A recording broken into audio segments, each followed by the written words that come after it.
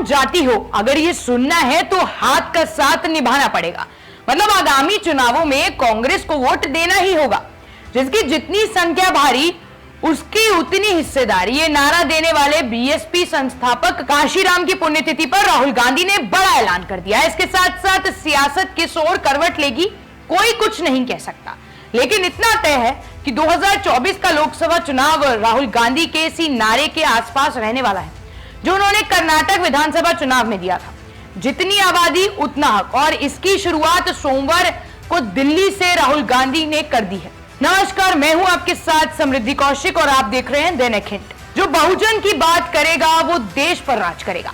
काशीराम के इस नारे को राहुल गांधी अब सत्ता की चाबी बनाने में लग गए हैं। सोमवार को कांग्रेस वर्किंग कमेटी में जातीय जनगणना को लेकर सर्वसम्मति बनी। वर्किंग कमेटी की बैठक के बाद राहुल गांधी ने बड़ा फैसला लेते हुए कहा कि कांग्रेस शासित राज्यों में जातीय जनगणना कराई जाएगी। राहुल ने कहा कि देश जातीय जनगणना चाहता है। मुझे उम्मीद है कि इंडिया गठबंधन कांग्रेस के इस फैसले का समर्थन करेगा। राहुल ने आगे कहा कि आगामी चुनाव में जहां जहां कांग्रेस की सरकार बनेगी वहां वहां जातीय जनगणना कराया जाएगा। छत्तीसगढ़, राजस्थान, तेलंगाना में कांग्रेस की सरकार आ रही है। आपको बता दें कि 2 अक्टूबर को बिहार सरकार ने राज्य जातीय जनगणना के आंकड़ों को सार्वजनिक किया था, जिसके बाद से सियासत गर्माती हुई नजर आ रही है। बीजेपी जातीय जनगणना के मुद्दे पर बटी हुई दिखाई दे रही है।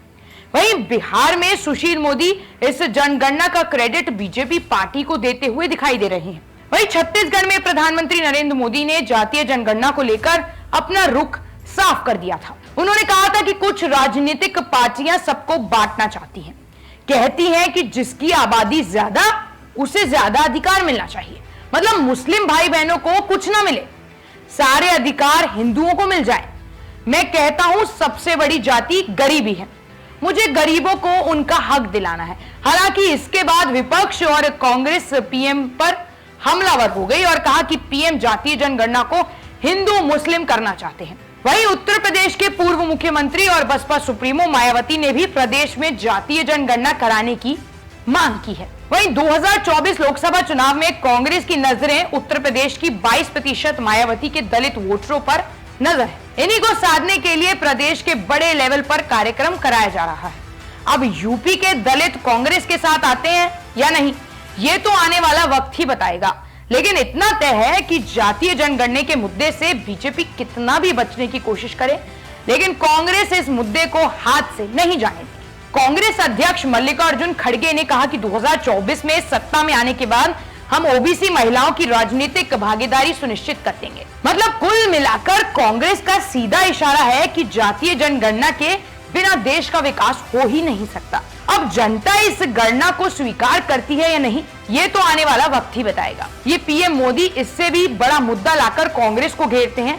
ये सियासी लड़ाई देखना बेहद दिलचस्प रहेगा। खैर, आपकी इस खबर पर क्या राय है हमें कमेंट बॉक्स में जरूर बताएं। तमाम बड़ी खबरों को देखने के लिए हमारे YouTube चैनल को भी सब्सक्राइब करें।